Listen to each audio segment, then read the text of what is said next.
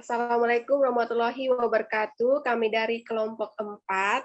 Di sini kami menjelaskan tentang konsep daerah pesisir. Terlebih dahulu kami memperkenalkan nama kelompok kami. Yang pertama Anis, yang kedua Helen, yang ketiga Jumriani, yang keempat Nari, yang kelima Nurmia, yang keenam Siska, yang ketujuh Rosmi, yang kedelapan saya sendiri Yeni. Nah, yang pertama menjelaskan materinya, Saudari Nurmia menjelaskan materi. Ya, terima kasih moderator. Di sini saya akan menjelaskan materi tentang batas wilayah pesisir. Next. Batas wilayah pesisir. Batas wilayah pesisir merupakan batas garis pantai yang ditarik dari daratan terdekat. Wilayah pesisir adalah daerah pertemuan antara daratan dan lautan dengan batasan ke arah darat meliputi bagian daratan, baik kering maupun daratan terendam air yang masih mendapatkan pengaruh sifat-sifat laut seperti angin laut, pasang surut, perembasan air laut yang dicirikan oleh jenis vegetasi yang khas.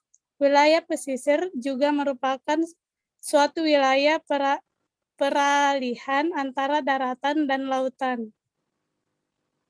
Selanjutnya, saya alihkan ke moderator.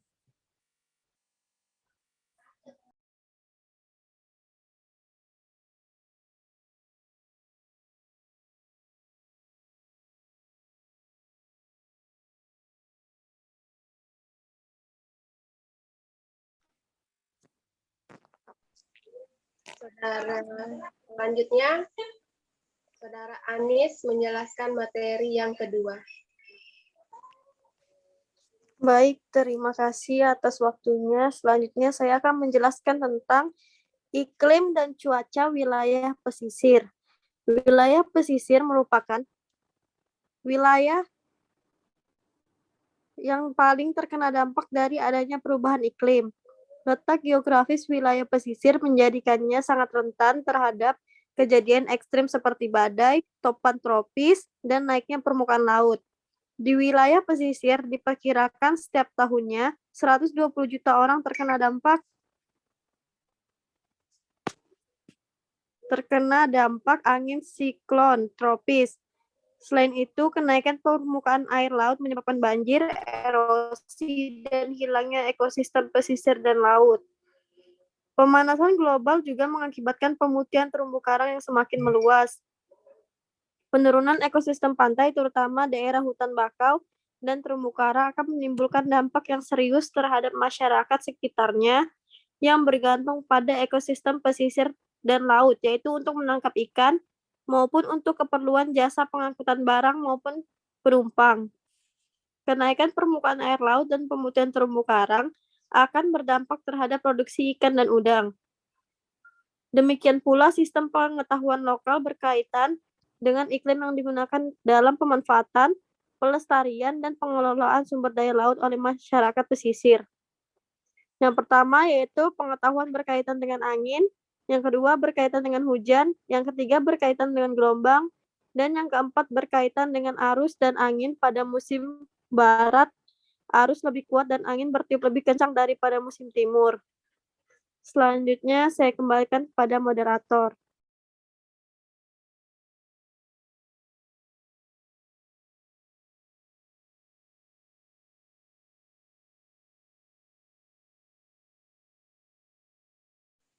Baiklah, setelah itu ke materi 3 dijelaskan oleh Siska. Silakan untuk Siska menjelaskan materinya. Baik, terima kasih atas kesempatannya. Saya akan membawakan materi yang ketiga, yaitu sosial budaya masyarakat pesisir. Dinamika perantara sosial mampu memberikan kekuatan yang positif bagi nelayan dalam kehidupan keseharian mereka. Berkaitan dengan kearifan lokal, terdapat 5 isu strategis yang perlu diperhatikan dalam pemberdayaan masyarakat nelayan sebagai input penanggulangan kemiskinan pada tingkat masyarakat. yaitu yang pertama, menghormati dan menjunjung tinggi hak asasi manusia. Yang kedua, komitmen global terhadap pembangunan sosial masyarakat adat sesuai dengan konvensi yang diselenggarakan oleh ILO. Yang ketiga, isu pelestarian lingkungan dan menghindari keterdesakan komunitas asli dari eksploitasi sumber daya alam yang berlebihan.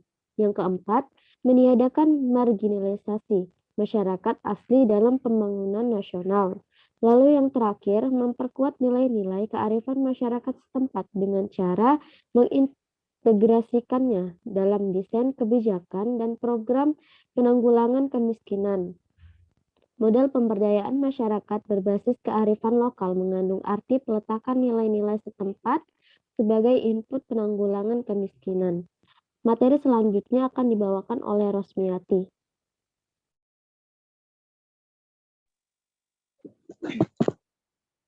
Yang selanjutnya adalah pelaksanaan program pemberdayaan masyarakat tersebut. Masyarakat nelayan mengembangkan kemandirian lokal yang berdasarkan kepada nilai-nilai kearifan lokal, sehingga setiap program pemerintah yang masuk ke wilayahnya dapat ditampung melalui suatu pranata sosial yang telah terbentuk tersebut. Keberadaan pranata sosial dalam masyarakat nelayan mampu mewujudkan rasa saling tolong-menolong dan toleransi di antara kelompok-kelompok nelayan yang setiap tahunnya terbentuk dengan sendirinya. Nah, selain adanya program pemberdayaan yang dilaksanakan oleh pemerintah, salah satu sarana untuk memberikan perlindungan pada masyarakat nelayan adalah membekali mereka dengan pengetahuan akan arti penting hidup berkelompok pada masyarakat nelayan. Pola hidup berkelompok sebenarnya sudah lama dikenal, namun aktivitas mereka belum banyak yang mengarah pada pengangkatan sosial ekonomi mereka. Menyadari akan hal tersebut, pemerintah melaksanakan berbagai kegiatan, yaitu pengelolaan yang berbasis masyarakat. Selanjutnya saya balikan kepada moderator. Baiklah, selanjutnya oleh Helwan untuk menjelaskan materinya. Baik, terima kasih waktu yang telah diberikan. Di sini saya akan menjelaskan materi yang keempat, yaitu mengenai ekosistem hewan dan tumbuhan di daerah pesisir yang menguntungkan dan merugikan bagi kesehatan. Nah, adapun keuntungan secara tumbuhan, yang pertama yaitu manfaat tanaman bakau di bidang kesehatan adalah untuk mengobati penyakit dalam, seperti satu, diare. Nah, adapun diare ini penyebabnya berhubungan dengan terganggunya sistem pencernaan akibat salah makan atau memakan makanan yang telah terserang virus akibat tidak ditutup. Diare ini menyebabkan penderita mengalami kehilangan banyak cairan di dalam tubuh sehingga merasakan lelah dan letih. Untuk mengatasi diare, tanaman bakau dipercaya mampu menghentikan agar diare tidak datang lagi. Nah, adapun yang kedua yaitu cara keuntungannya, yaitu yang kedua ada kusta. Kusta ini merupakan salah satu masalah kulit yang menyebar hampir di seluruh kulit tubuh. Selain itu, kusta juga mudah menular melalui sentuhan dan juga pakaian. Menggunakan pengobatan alami, Anda dapat mencoba memanfaatkan daun dari tanaman bakau ini yang bisa digunakan untuk mengobati penyakit kusta. Next. Nah, adapun cara keuntungannya dari hewan, ekosistem hewan, berkat laut yang luas tersebut, Indonesia kaya akan berbagai jenis hewan dan tumbuhan laut. Salah satunya adalah lamun atau seagrass. Lamun yang terdapat di perairan Indonesia berjumlah hingga 13 spesies. Namun, hingga saat ini masyarakat Indonesia tidak mengetahui manfaat dari lamun itu sendiri. Oleh karena itu, lamun selama ini hanya dianggap sebagai tumbuhan rumput biasa atau sering dikenal dengan tanaman pengganggu. Padahal lamun ini sangat akan kaya manfaat baiknya secara ekologis maupun ekonomis. Nah, selain itu, menurut Duha et al. Tahun 2016 ini, ternyata lamun juga memiliki sifat atau memiliki manfaat farmakologis yaitu sebagai antibakteri. Nah, antibakteri di sini sendiri merupakan salah satu suatu senyawa yang memiliki kemampuan untuk menghambat pertumbuhan bakteri atau juga mampu membunuh bakteri. Kemudian adapun secara kerugiannya, yaitu di ekosistem hewan. Untuk yang gemar makan kerang, bahkan sampai mengonsumsi makanan laut itu setiap hari, ternyata ada beberapa bahaya yang siap mengintai seperti bawah ini. 1, kandungan logam berat.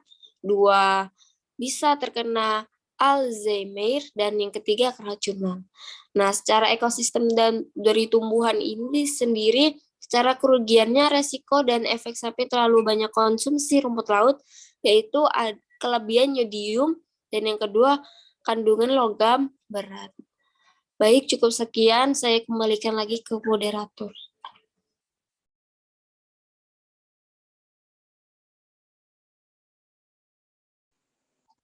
Baiklah, demikianlah presentasi dari kelompok kami. Apabila ada salah kata, kurang dan lebihnya, mohon dimaafkan. Terima kasih.